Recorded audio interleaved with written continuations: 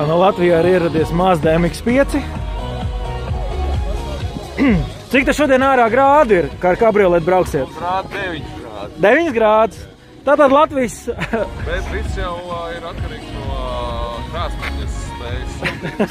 Uzsildīt, jā. Un emocionālā piedzīvojuma braucot. Nu tā tad redzam. Šī konkrētā Mazda maksā 28 000 eiro. Bet cena sākās no 16 000 eiro.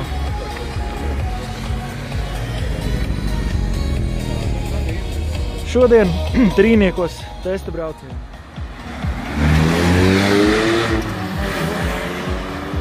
Un drons aiziet pakaļ. Tagad attaisīsim bagāžnieku.